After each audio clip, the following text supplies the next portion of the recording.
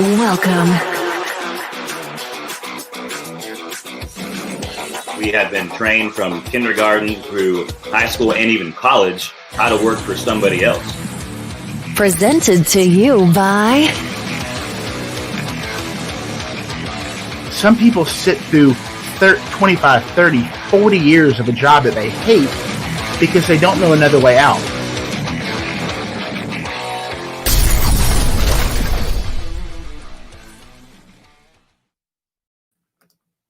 Well, hello and welcome to the Exodus, where our goal is to educate, enlighten, inspire, hopefully move you to your own exodus from the corporate world or a job that you don't like, offering opportunities, options to look at things from a different view, a different lens, a different light, and hopefully inspire you through our experience and the people that we have the pleasure of coming in contact with. I am going to bring on, as I do every week, the person that makes this station possible, Lyndon Wilson with The Difference Radio, Facebook, podcast, live stream, all those different things that you put on into that to make it really long. And Lyndon, how are you this morning? I'm doing good. How are you doing? I am mixed feelings, but we'll get to that later. Yeah, I didn't get much sleep last night, so. Nor did I. And then, of course, my longtime friend of many, many, many years and fellow podcaster, partner in crime, all the things that you want to say, Blake Timmons. What's up, guys? Who just recently figured out some technology that he's very excited about, so we're excited for him. Oh, no, official?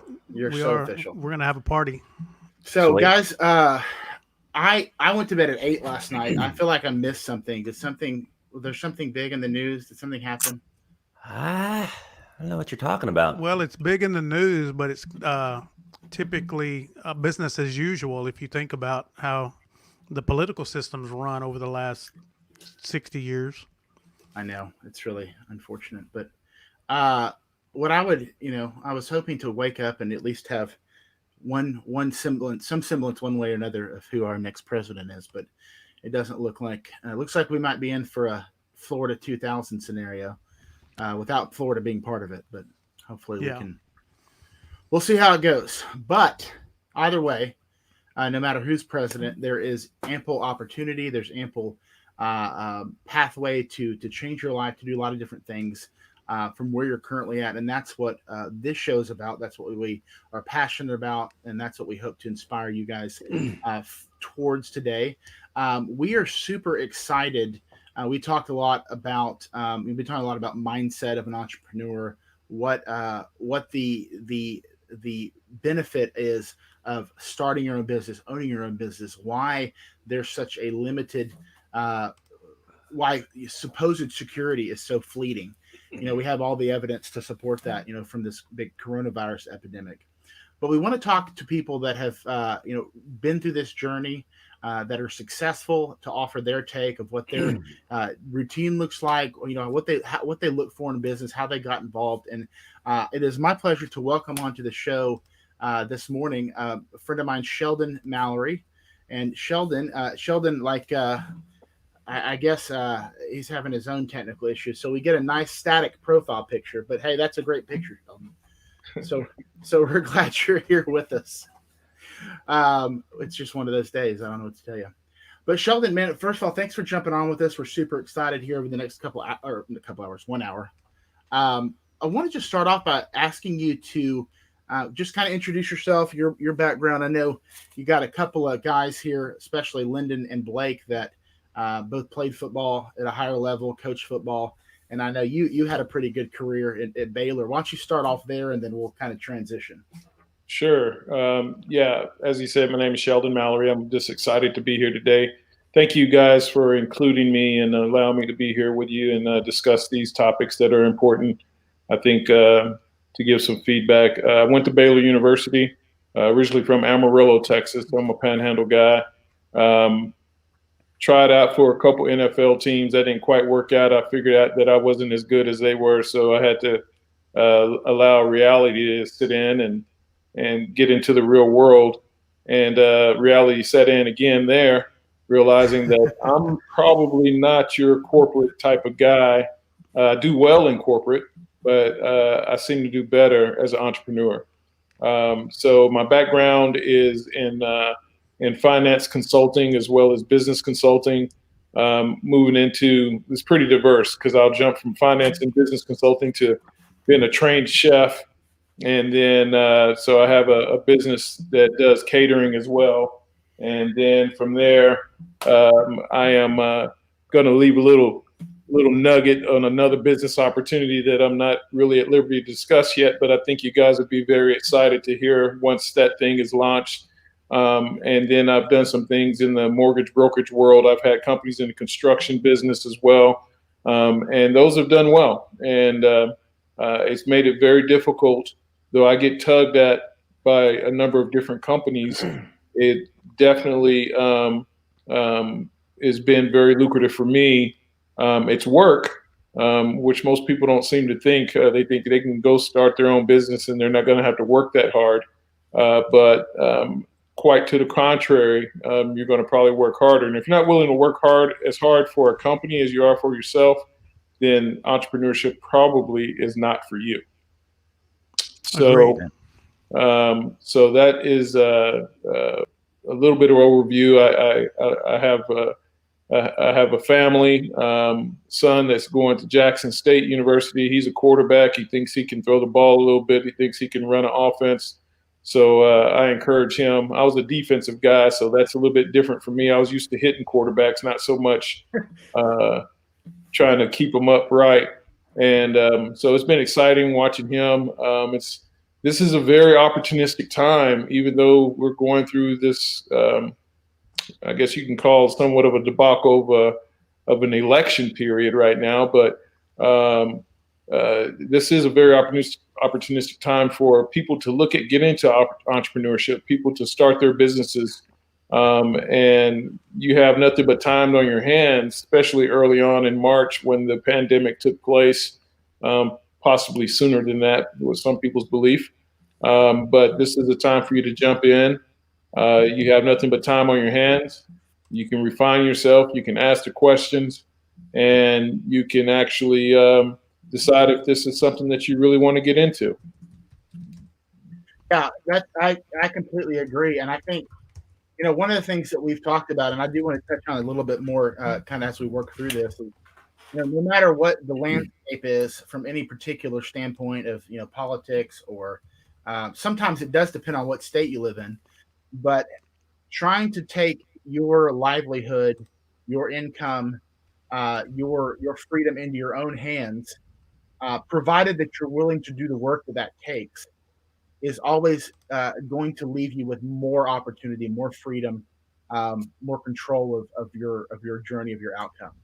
And so, Sheldon, when we talked before, when we were kind of preparing for you to come on a week ago, you did have a pretty decent swim through the corporate world, but I think that really spurred you on to, jumping outside, taking some of the skills and industry knowledge that you learned, but then applying it, for your own endeavors, your own business. So talk about a little bit, if you would, that journey, and then what prompted you to say, this is not for me, but I want to take some of the things that I've learned and start a business in that context. Sure. I would tell anyone that is doing something that they love, 90% of the opportunities and jobs and careers that I had, I love doing those things. And I was able to utilize those companies and learn from those companies. And that's what allowed me to be able to jump out and say, hey, I can do this on my own. I can pick up the information that I've learned. I can go out and do this. I have a very good network. If you're not willing to network and meet people and you're shy and you're not going to talk to people, then again, entrepreneurship is probably not the thing to get into for you, because you got to be willing to talk about your business and what you can do to help others, not what you can just get out of it, but what you can actually do to help other people. Be smart about it. In my tenure of going into corporate America, I went to a company that hired me to come in as a consultant. And I did an evaluation for them, and then as a business consultant for them, I worked directly for the company. I then moved into an executive vice president role. It was a financial acquisitions company, went in and bought companies as well as their debt and services and things of that nature. And as I moved into those roles, I moved up. I was making great money. My wife at the time was loving life. I was loving life. We were, living high on the hog, if you will, for lack of a better term. But one of the things that I did realize is that I can do this. I can get into this industry and start from the bottom and not take a paycheck for a year and a half and sustain myself as well. Now, it does help if you're married or if you have a partner that's working that can kind of help hold your household. I would definitely say that's going to be important. You got to have a supporting cast behind you and someone that understands what you're trying to do. Savings helps. If you are not a great saver, then you think you want to be an entrepreneur, that's something that you definitely better get into the habit of doing, is being able to save money, put money aside, live at a bare minimum, understand there are expenses that you can cut, like eating out. And I didn't have cable for a while, so that was new to me because, but I realized how much I didn't need it and I didn't miss it. And you better be really willing to read a lot and ask questions and get a mentor. This is a great venue that you have here, guys, is because if you can mentor each other, you can have like-minded people around you. Positive energy is very important. And as I moved out into this world of entrepreneurship 15 years ago, it is the best decision I've ever made. Yes, there is flexibility. You can do things. You find yourself working 24 hours a day almost. I say that tongue in cheek, but it is work. You go to bed thinking about it. You wake up thinking about it. You're talking about it all through the day. You got to be able to process things and eliminate the negative energy and the distractions that would normally keep you from moving forward. And it's a mindset. So you have to get yourself trained. When I moved out of corporate America, I got up, I put my suit on, if you will, minus the tie, every day like I was going to work. That was my first exercise. I got up every morning like I was going to go work for a company. And guess what? I was going to go, the company was me. And so that was my first step into understanding that this thing is much bigger than myself. There are a lot of people that are depending on me. There are a lot of people that you affect. If you will, just vision still water or still pond, and you're the pebble. And if you drop into that water, it's going to create a lot of ripples. And it could be positive, it could be negative, but you're going to affect everyone around you directly and indirectly. So moving into that world of entrepreneurship, I was able to jump in. I wasn't 1 foot in, 1 foot out. I jumped in with both feet, with my mind, understanding that this is the direction I'm going. It was a waterfall methodology, if you will, where I'm going one direction, and this is all I can do, and I better go do it to the max and believe in myself because nobody else is. That's awesome, Sheldon, man. That's I love that, man.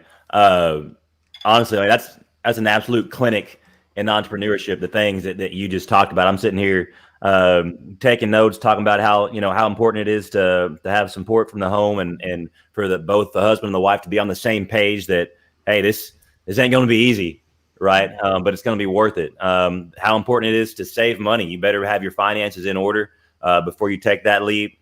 Man, find a mentor. That is excellent advice. I know that's something me and Nathan put a very high regard on, and just the power of your mindset, the mindset you have to have. I think that's probably possibly the most important thing. That's something we've talked on the show as far as what are the most important virtues, what are the most important things that you need to have to be successful as an entrepreneur. And I wanted to ask you this. Obviously, you played at a high level. Extremely high level in football. what do you think in terms of your mindset now? How do you think your upbringing and your experience with football, how do you think that's helped you be successful in the business world? And was that a hard transfer to make? Well, I had a great support system around me as far as, being married and having a good partner. People understanding and believing in what I was trying to do. Uh, One of the things is, if you don't have an understanding demographic around you and people, you're going to have a lot of naysayers. People that are in the corporate mindset, prison in their mind, if you will, where they won't unlock their minds. And I understand entrepreneurship is not for everyone, but but people say, well, what if you fail? Well, what if you get fired? What if you get laid off? Right. What's going to happen? The security. Exactly. They look for that security. And, that's the mindset that I have to stay away from. I have to stay away from those people that are going to think that football was definitely a catalyst in work ethic. It was definitely a catalyst in persevering. Going to Baylor and we didn't have a indoor workout facility at the time. We didn't have some of the luxuries that some of these schools have nowadays. So, and what I go to say that is, Isn't that crazy? I don't even think people listening now, like, well, that's a luxury. Well, y'all didn't used to have that. Exactly. And not that Baylor was a bad school. I mean, it's a beautiful school, but at the end of the day, that just was not the concept. It came up in the time of, 3 yards in a cloud of dust. Where I'm going with that is that, you're working outside, you're doing 2 days, 3 days, you got the heat beaming on you, you got a coach that may be saying very nice, inappropriate things to you to get in your mind. You got all these things going on. And what does that build? That builds mental toughness. I remember going through our 2 days, we would go through 4 periods that represented 4 quarters in a football game. And we thought practice was over. Our coach would come and huddle us up and everything. And we were thinking practice is over. And he said, okay, we're going to overtime, 5th quarter. And you're thinking practice is over. And you want to think about a mind jog or something that's just really messing you up in the head. You're already thinking that you already laid 100% on the ground, on the yard out there. Now he says you got a 5th quarter. You got another 45 minutes of practice or an hour of practice. And you're gonna go through that, and it's already 105 degrees outside, and you're ready to go in. And you didn't know when that was coming, but when that 5th quarter came, guess what? You were ready. When you got into the game, and you look over across from you, and your opponent is huffing and puffing, and you're like, "I got you. I can see it in your eyes. You're ready to quit." And that's one of the things about entrepreneurship is that, it's not going to be people looking in your eyes or someone lined up across from you saying, looking in your eyes saying that you're going to quit. It's life. It's that opportunity. It's the career that you've chosen to go into entrepreneurship that's going to kick you in the teeth. And you're going to have to decide, hey, am I going to get up or am I going to bow out of this? And, that's the thing about it, is that you have to be able to be mentally tough. You have to be focused and disciplined, create a structure for yourself, and make sure that you do have that support. It starts at home. I mean, if you have a family or any significant other or partner in your life, you have to have their support and understanding that you are going to be working long nights. You are going to be putting in a lot of effort. You're going to be doing the same, if not more, for yourself that you would for a company. Absolutely. Sheldon, that like Blake, man, all that stuff resonates with me. The football mentality, sports mentality, not necessarily football, but one of the things that you it reminded me of something that has been said a lot. I mean, I've been an entrepreneur for 25 years and worked with a lot of other entrepreneurs. And one of the sayings that I've heard quite often is, I didn't sign up for this. And as an entrepreneur, you sign up for everything, anything and everything, whenever, wherever. And so we have talked on the show, Sheldon, about mindset, how that's important. And I think that going off of what you were just talking about that fifth quarter, about thinking that you've given 100%, practice is over, you can shut it down now, and then all of a sudden you're called to duty again, and to rise up and to finish what you thought you had already finished. That is the typical day, week, month of an entrepreneur. It really is, and sports really does, in my opinion, help prepare for that. The thing that I wanted to talk to you about, and I think that you've touched on it, but I want to get more into it, and that's about having the support group that around you that understands what you're signing up for. And I think what a lot of people don't realize, especially the entrepreneurs getting in, they don't prepare that support group that when I sign up for it, you sign up for it too. Unfortunately, we all are going to sacrifice.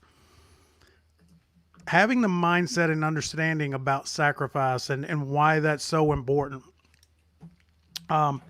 Let's talk about that and about why a person would choose to be an entrepreneur over staying an employee. And before you answer and talk about that, just understanding the sacrifice, I want to make one last point. I think employees have an unrealized sacrifice. They think they have this security. They think they have this structure. They think they have, but they're sacrificing accomplishment, achievement, things that they will never, ever get working in the corporate world. They're going to get a lot in the corporate world, but there's some things that's going to be left on the table according to their ability. So they're sacrificing this incredible future they could have for the stability that they have being employed. So talk about what the sacrifice that an employee gives, the unrealized sacrifice of an employee versus the sacrifices that we choose to accept by becoming an entrepreneur. Yeah, that's great. The first thing or the first word that comes to mind is time, right? You will go to work for an employer.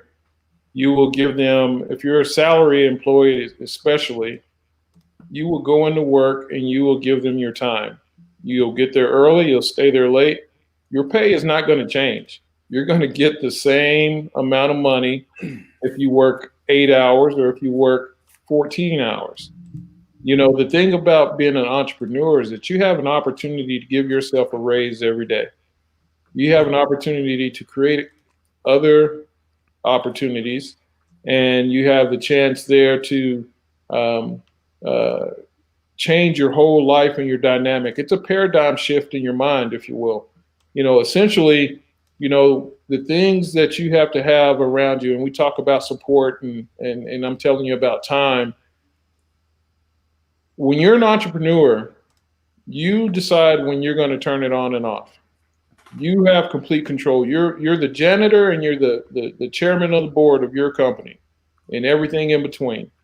You have to manage that time. You have to understand the importance of your time. You have to also be willing to know when to cut it off. There is a work-life balance that you have to create that you don't get necessarily in the corporate world.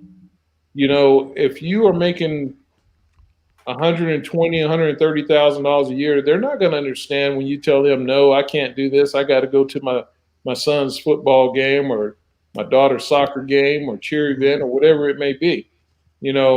They are getting a little bit more flexible in the corporate world. They are allowing you to have some work-life balance. But the thing about it is everybody's gone remote, right? And if you get an experience of, you're working remotely from home, you are actually getting a little bit of taste of entrepreneurship.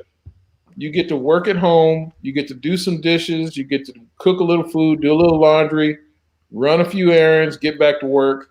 But guess what? Your pay is not going to change if you're in corporate America because you're going to be putting more hours in place. And that's why they like this remote stuff. And they're saving money because they're not having to pay for overhead of a building or office space. They're using your internet service that they may give you a $50 rebate on. They're using your cell phone. You may get the company's laptop. So those are the things that are happening. They're not paying for your gas, even driving to and from work. They're not paying for the maintenance and the mileage on your car or your vehicle. all those expenditures are coming out of your pocket. Well, guess what? I get to write a lot of that off, in my world Man. as an entrepreneur. That's kind of what I was talking about the unrealized sacrifice. A lot of these employees have the same expenses that an entrepreneur has. They just don't have the same advantages that go along with it. Exactly. And, being a small business person or a mid-sized business person, one of the things that you get to do is you can control and minimize your expense. There are times where I was just a one-man operating system, and if I wanted to go out to lunch, I grab, Nate and say, hey, let's go to lunch, and we talk some business, and I get to write that off, right, and spending my time. In corporate America, you're not writing anything off. There's no tax benefit. They might give you a credit card, or they may just tell you to turn in a dang expense report that you hate keeping up with receipts and writing dates and all that type of stuff. And they reimburse you for it. But that's probably the maximum expenditure you're going to get. There's not even, I haven't even mentioned travel. If you have a job that you're doing 50 to 80% travel, I've been there. I've been in that role, and you're away from your family, and you're gone 3 or 4 days out of the week. Let me ask you: are you trying to spend much time with your family when you get back, or are you trying to rest and get ready to hit the road for next week? That piece is taken away from you as well. Working in corporate America. Again, you have complete control. You decide how successful you're going to be as an entrepreneur. And most of us, we want to maximize our strengths. We want to maximize our opportunity. We want to maximize our compensation. And sometimes you're limited at that. I remember when I took a sales position, a business development position for a company. And when I started there, they were a mid-sized company. It had uncapped commissions, right? They give you this, $40,000, maybe $50,000 salary and hang that over your head and say, hey, this is to cover your costs. And then when you start doing well, guess what? You blow it out the water. Oh, we need to change the compensation plan. That has happened to me so many times. You're making You're making too much money, Well, if I'm making too much money, you're making much more than that, because I'm just a tick on the elephant's butt compared to the amount of money that they're bringing in there. It's not really uncapped, right? They know exactly how much they want you to make, and they're going to change the numbers to make sure that's about how much you make, no matter how much work you put in. Exactly. You're going to meet that grind, and you're going to grind it out, and you're going to try to meet their numbers and their quotas. And it's never good enough. Well, that's okay. That's what they're supposed to do, right? Well, why don't you do it for yourself? Let me interrupt you real quick. You just made me think of something. In football, we know where the goalposts are, right? Correct. We know what our objective is, and we know what we have to do to win. Is that one reason, Sheldon? I know it is for me now that I'm thinking about it, and Blake, you're probably the same way. Why we struggle in corporate America, because the goalposts are constantly moving, and we can't ever seem to claim that victory that we've worked and prepared so hard for. No, you know what? You're exactly right. They keep moving the bar, and there's this. You're looking up, and you can see the top of the mountain, or you can see the top of the corporate ladder. But you forget, that it's called a glass ceiling, Yep.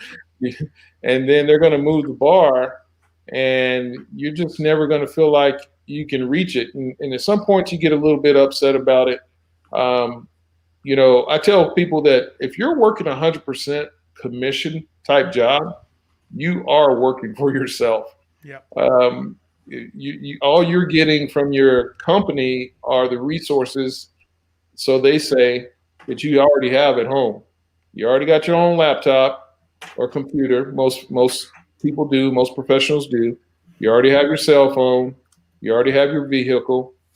You already have a place in your home, whether, I don't care if it's the kitchen table or you have a nice elaborate office. You have all of those things available to you, and you already have the knowledge of how to go out and be the hunter. And, hunters are great as entrepreneurs. You go out, you hunt it. What do you do in hunting? You go scout the land. You find your prey. You kill your prey. You skin it. You cook it. You serve it. You eat it, and then you go do it again. Well, that's entrepreneurship every day. Amen. And if you're working 100% commission, you're an entrepreneur. You just get the fancy title and let's say maybe a corporate backing that you feel is supporting you. Yeah. Take that away, and you're doing the same thing for supposedly. yourself. You're an entrepreneur without the freedom. Exactly. But you get Yeah, those and I nice love- benefits, though. Remember, don't forget about those. Yeah. What's that, Nate? What'd you say? I said you get that nice benefit package that has, Oh. has continually eroded over time. I think in corporate America. I have a friend that, he works in corporate America, and he's been talking to me about entrepreneurship for, gosh, maybe 10 plus years, 15 years. He said, I want to get out and do it. I envy you. And, I said, man, don't envy me.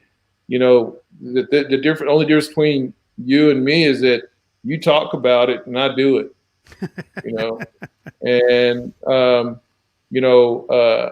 have a friend that, he says you can be a fixing to person, you can be an about to person, or you can be I'm a do it person, and all the fixing to do it. And I'm from West Texas, so excuse my fixing tos and things like that. But you can be a fixing to person. We're all about fixing tos. Or you can be I'm about to.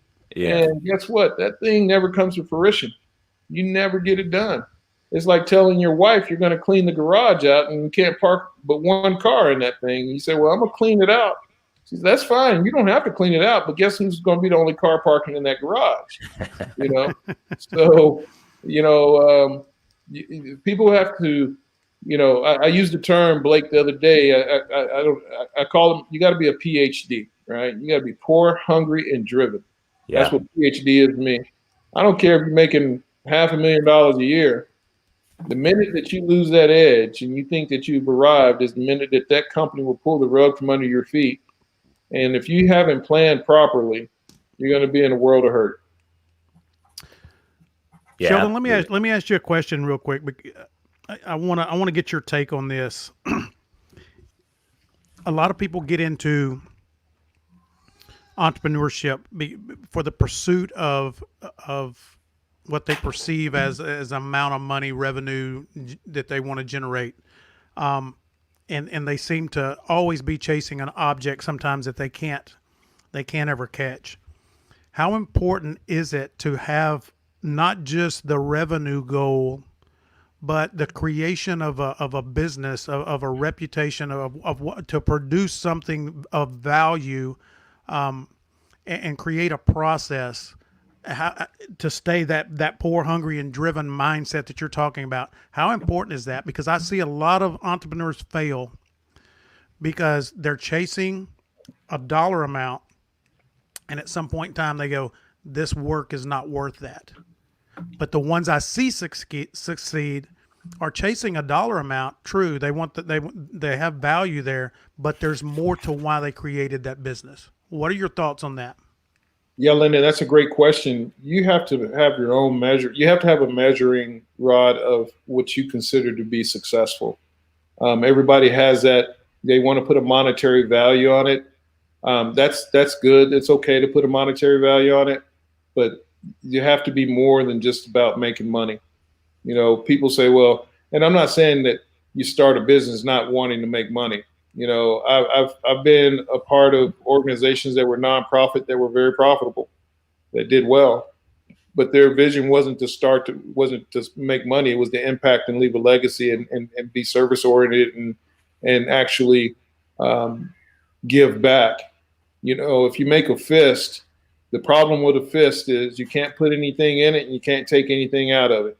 That's the problem with a fist. Warren Buffett has a mentality of trying to give, and Bill Gates, these are all entrepreneurs. We all know they're entrepreneurs that now started big corporate businesses, but they have an open hand. You have to be willing to give. And I'm not talking about just from a monetary aspect. but you have to be able to give and pay it forward, if you will, in order to continue to be successful, in order to have an understanding of why you do this every day. You know, I have a mentor. His name is Jack Smith. He's down in Houston, and he didn't mind me dropping his name. But he brought when I started in the entrepreneur world. He said, "Sheldon, what's your burn?" And I said, "Burn? What are you talking about?" And he said, "Well, what gets you going every day? What's your motivation? Is it money? What is it?" And I said, I mean, I hadn't really thought about it. Now I was about 26, 27 years old at the time, and he said, "Well," he told me, "Well, my burn is." When I was a kid, I used to always have to wear short pants to school, and I got made fun of. You know, we call them floods or whatever. And I don't want to ever have to wear short pants ever again. He was poor, you know, had hand-me-downs and things. And there's nothing wrong with that. I mean, there's a lot of people that make money that, you know, live off thrift and minimize, you know, they choose where they want to put their dollars. But that was his burn. You know, whenever he would start slacking, you know, his wife even held him accountable. You know, that's one of the things about a support system. You know, you better be ready for some constructive criticism and accountability, you know, but she would tell him, hey, you know, looks like we're both going to be wearing short pants because you're being kind of lazy and you ain't getting out. We're not going That's true. Yeah. You know, so, and she said the only difference between her wearing short pants and him wearing short pants is that women call them capris so she can get away with it. You know, he's going to have to walk around that way. And, you know, I had to think about that. So what is my burn? I came from some pretty humble beginnings. You know, I looked and I saw how hard my mom and my stepdad worked. You know, my stepdad was a blue collar guy, military, retired military for 22 years, retired master sergeant out of the Air Force. Tough guy, very disciplined, very structured. He helped me create my burn because it got to a time where at 10 years, I'm about 6'5", about 250 pounds. And my stepdad is 5'10", 165 pounds. And he got to a point where he's like, you know, spanking this guy ain't going to work anymore. So let me discipline him a different way. And what he did was he had me do some work. Whenever I got in trouble, all right, let's go do some work. And it was the type of work that I knew I did not want to do. Right. Mm-hmm. There's a type of work that said, okay, you need to go to college or go to the military or go to a trade school. You need to pick something up because if you don't want to do this type of work, then you better do what you need to do and handle your business. That was my burn. I don't want to have to go back and do those type of things. There's nothing wrong with it. Some people love doing the work that I did. That's their passion. That's what they really love to do. I don't. I want to be in the air conditioner. I want to work at have some nice posh stuff, and I don't mind getting out there and, you know, smiling and dialing, knocking on doors, shaking hands, kissing babies, doing whatever I got to do. But I also know that if I don't want to be the leg worker, if you will, I better get out there and do what I need to do on a day-to-day basis. So when I look at my living arrangements and the nice things that I have, and I know that those things will be taken away if I don't get up and do what I need to do. I don't live a big lavish lifestyle. I try to save as much as possible. You know, and then, you know, Lyndon, you were saying something. One of the other things is reward yourself, you know, on a daily basis. Mm-hmm. You know, I enjoy a cigar. I smoke cigars. Amen. But I know I can't go have a cigar until I've gotten something accomplished, right? So I give myself a goal and I say, okay, I get up at 5:30 every morning. I do some quiet time meditation, and then I get to work. And I know by 10:30 or 11 o'clock, which you guys have impeded on, by the way, I would like to go have a cigar. But if I haven't reached that goal, and if I haven't hit that number, whatever it is, no cigar for me. You know, I enjoy cheesecake. You know, by the end of the week, I work out still. But if I haven't done what I needed to do, I don't get to eat cheesecake. I don't get to go out to eat. And some people may say, well, that's not a very big reward. Well, take it away from yourself and then ask yourself how bad you want it. You know, You don't look like you eat a lot of cheesecake, so that's a good thing. well, that means I probably haven't been hitting my goals like I need to. I had to do it in moderation now, Nate. I mean, I hit my numbers, but now I probably spend more time rewarding myself with a cigar than I do with cheesecake. Which, if we're going strictly by appearance, I might be the most successful business person in the world. That's a great point. Well, they say that you can measure a man's success by his Buddha. And that's how it was back in the old days, right? All the kings were the only fat ones. Everyone else is working, right? Yeah, exactly. I'm going with the Italian model where the fattest people are successful. And no, but actually, it's only kind of funny. I'm actually losing weight, so I can tell. Well, thank you. Hey, I want to take it a slightly different direction, and I again appreciate you jumping on, man. You've been, some of the things that we've been talking about. It's nice to hear someone besides ourselves just kind of put that into practice, and your experience with just the discipline it takes. But one of the things we talked about when we were kind of preparing for the show is, you've had your hand currently. You have your hand currently in 3 or 4 different businesses. You've had different ones. Most have been successful. You said you've had a few that weren't successful. But when you get ready to, because you've outlined why you wanted to be an entrepreneur, but when you get ready to look at a business or step into an industry, or you get this, light bulb idea that this might be something worth pursuing, what are the what's the checklist kind of for you to determine this is something I want to dive into? The first thing is, do I believe in it? I've had several people that have brought business opportunities to me, and they want me to join them and do things, and and I have to, and they're not really prepared to present it to me, but they present it to me anyway. So I have to believe in it. I have to be prepared and do my research, and then lastly, need. What is the need? When I'll use my catering business, I cater to a specific group. I'm not chasing weddings and graduations and things of that nature. I'll do those, but it's not because I went out and looked for them. People have now referred that type of business to me. I look for a niche. So I went into car dealerships. And as I was telling Blake and Nate, Linda, the other day, going into car dealerships, I realized that on Saturdays, that's their busiest day of the week. They don't want any of their people, sales, service, receptionists. They don't want any of them to leave. That's their busiest day. So what do? They provide lunches. Well, I think every human is lazy by nature. So I'm looking for the least pathway of resistance on how to gain that business.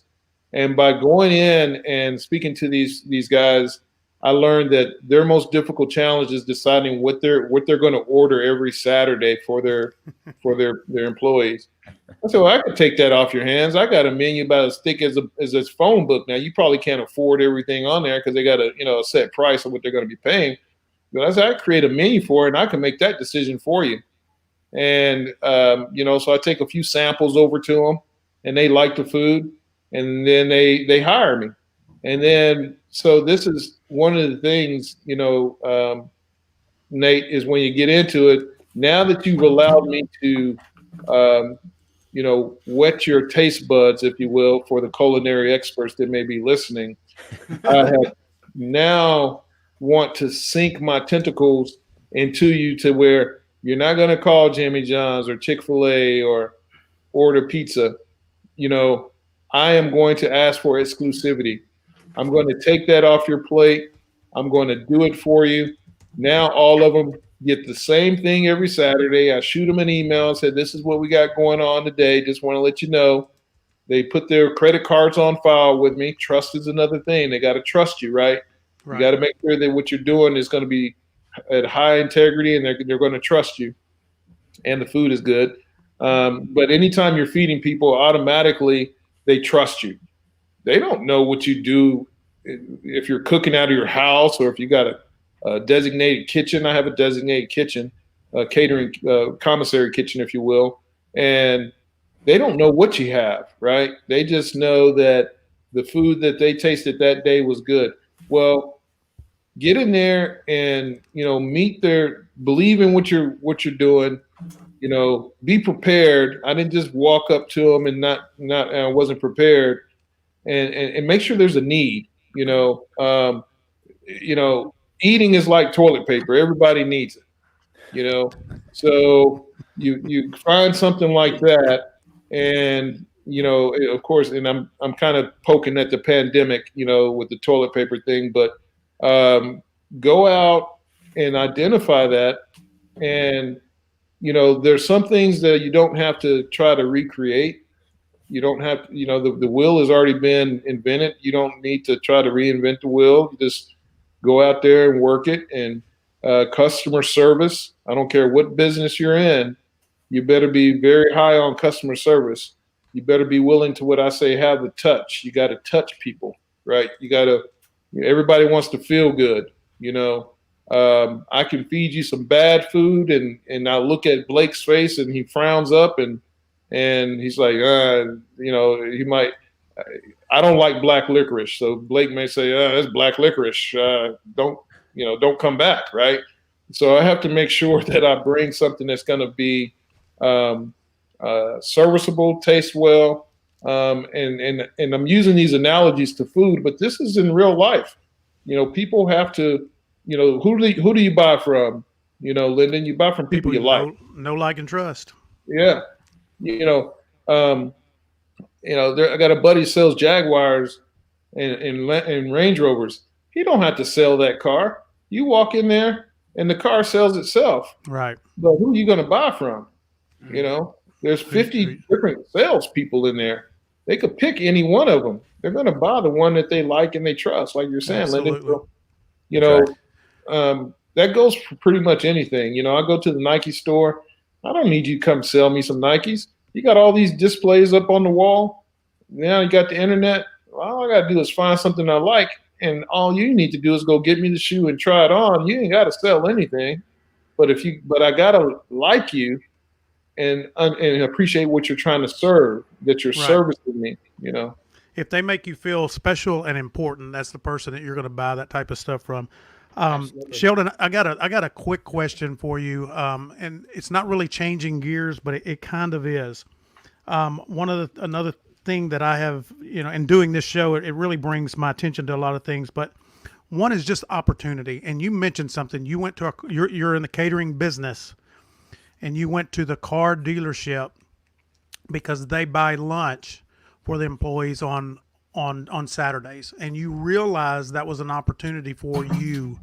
How important is it for an entrepreneur, especially someone just coming in, to understand that they've got to have a wide vision of opportunities that they may not necessarily have thought of in the beginning? And what I'm talking about is I see so many. I work with a lot of real estate agents, and they have such tunnel vision on the opportunity they want that they miss a lot of other opportunities that are available because they're only searching for one thing, right? It's like looking for a nugget of gold in a diamond mine. Right. They don't see the wealth and the value that's all around them because they're searching for gold. Does that make sense? Does that analogy make sense? And how has that helped you be so successful that you can see unique opportunities that maybe others can't? The idea of real estate or whatever business you're in, you have to think about it all the time. One of the things, I was taking my son out and just riding bikes. He would go to the park and ride a bike, and there'd be some other dads or parents out there. And I would go out and talk to him. I wasn't thinking that I was going to drum any business up from him, but I still was thinking about business. Ask the guy, hey, what are you doing? What do you do? And he tells me. I say, okay. Well, this is what I do. And I'm not, the approach is, what can I do to help you? Yeah. In your business? As a real estate agent and brokers, you're going out, whether you're in the commercial world, whether you're in the residential world. When I was in the construction world, I did a lot of rehabs in residential and commercial properties. And when I go in there, everything became a box to me. It was just four walls. I would walk in, I'd look up and down, and I'd find these issues going on in the house. And then they would give me a laundry list of things they wanted done.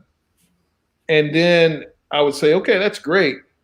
But can I give you some information? And I start educating them on those things are important, but this is not going to sell your house.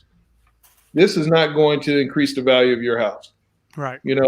These gold doorknobs that are hideous now, and I hope I'm not offending anybody, but guess what? I got gold doorknobs all over my house. Yeah, bronze. In your house, you're not trying to sell it right now, but brushed nickel and bronze is the way to go right now. That's right. Yeah. Gold is so 90s. I mean, let's watch it, Nate.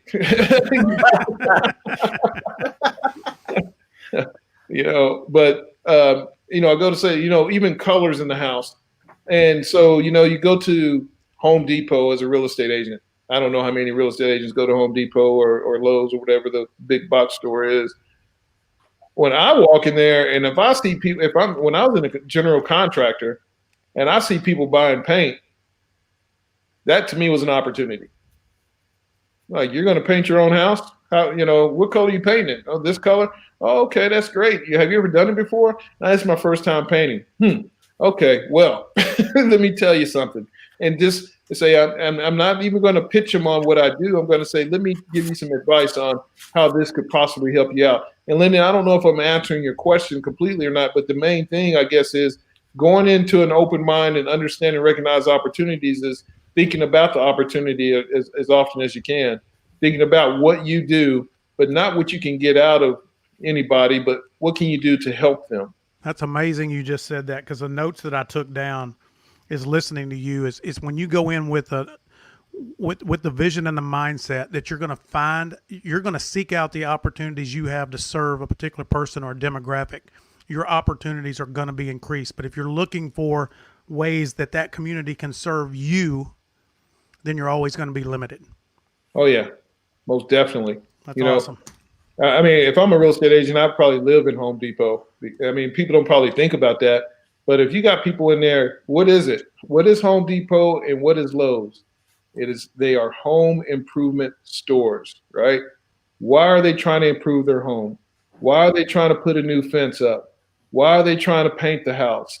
Why are they putting mulch in the yard? That's genius. It's not just seasonal stuff. Right. I mean, gray is the new popping color in the real estate world, right? Gray walls. People are painting gray. Especially if they're putting up new baseboards and things like that. Why are you doing that? What? Asking that simple question and not being too intrusive, right? You don't want to make them feel like you're just getting all up in their business, but at the same time, be conversational and be genuine. Yes. And just say, hey, you're going to paint that puke green. So you're staying in that house. No, actually, we're trying to sell it. Really? Okay. Well, have you put it on the market yet? No. I said, tell you what, I want to help you out. I am a real estate agent, but I'm not looking for you to sign with me. I would like to come by for free, do a consultative walk through your house and tell you exactly what will help you improve the value of your home. If you see something of value that I tell you, please take advantage of it. If you don't have a real estate agent, I'm not going to sit here and tell you I don't want to represent you and see if I can help you. But at the same time, I'll walk away from you. This is me trying to help you get your home sold. That is awesome. That is incredible. I know thousands of real estate agents that need to hear exactly what you just said, and just thinking outside the box of where to go, where to go and find the people that you can serve, rather than just putting blanket. I'm looking for referrals. I'm a real estate agent all over social media. Yours requires a little bit more effort, but it's a lot more genuine. Yeah, the thing is as an entrepreneur, if you think you're going to make it and be successful by sitting up in the ivory tower, you're sadly mistaken. You're right. Yeah. In some sense, it's almost like, because we talk about with what Blake and I do, you when you're building a business, you got to have people, right? Whether they're working with you, working for you, you're growing. We're opening up multiple agencies, and I know you have some people that work with you in your different companies as well.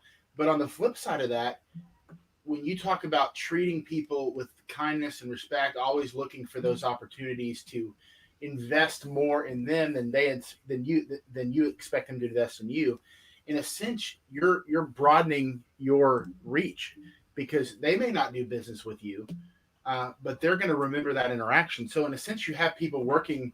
You have people that aren't necessarily associated with you, but they're associated with an experience or a good feeling or trust, like Lyndon talked about.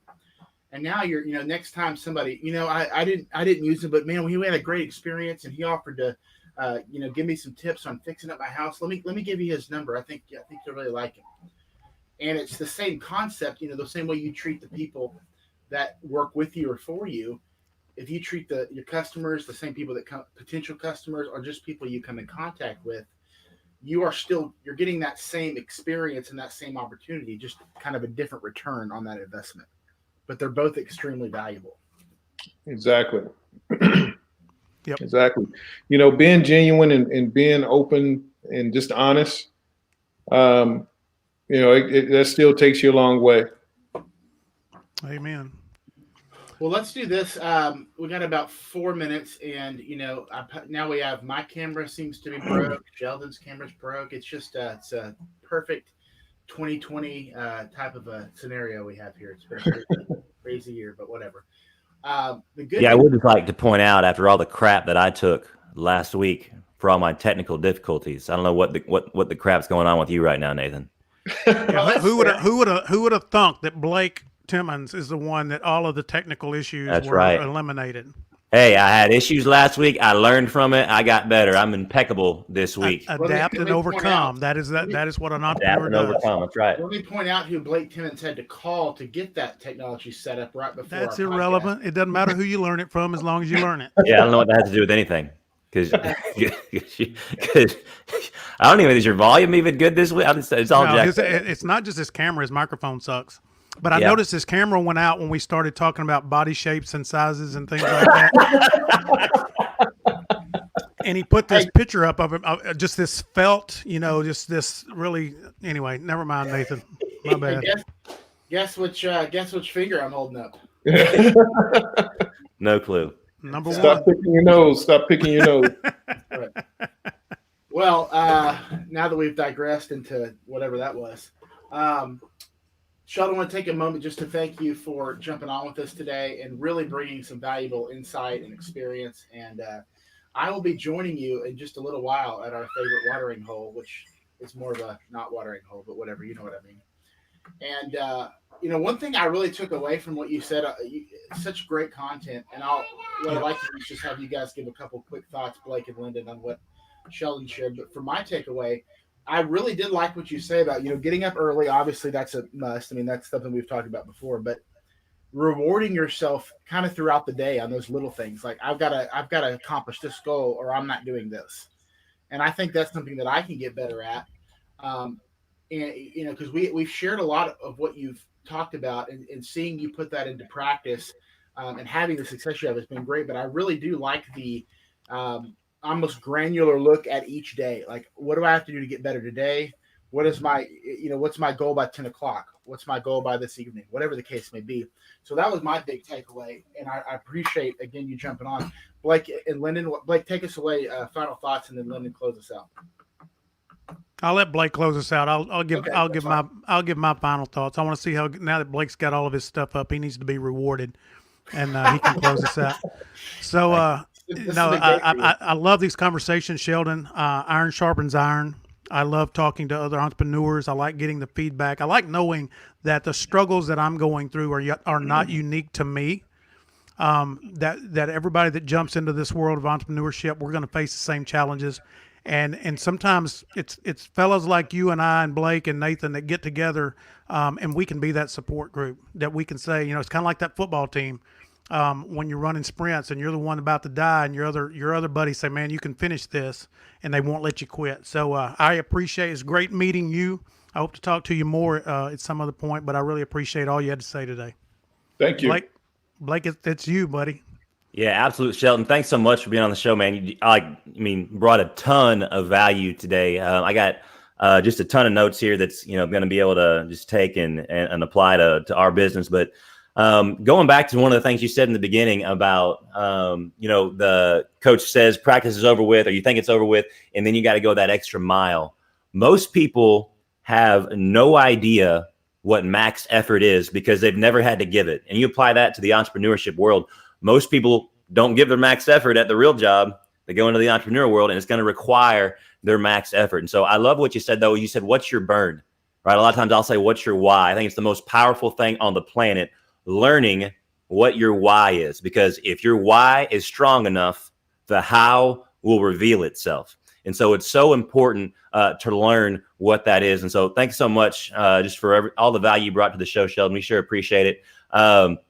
Next week, actually, we're going to do it this week. Sheldon brought so much value and so much content. We're actually going to talk about if you are thinking about being an entrepreneur, and this conversation that we had today is appealing to you and looking for more freedom and just a chance to make a bigger impact. We're going to talk about, if you want to be an entrepreneur, what are the top 5 things that you have to give up? They're holding you back right now. These are the top 5 things you're going to have to give up to make that happen. It's going to be a great show. It'll be 2 weeks. The same time. Thanks so much, guys, for turning into the Exodus, powered by the difference. Thanks so much, Sheldon, Lyndon, and Nathan. We will see you guys in 2 weeks. Thanks so much. Thank you.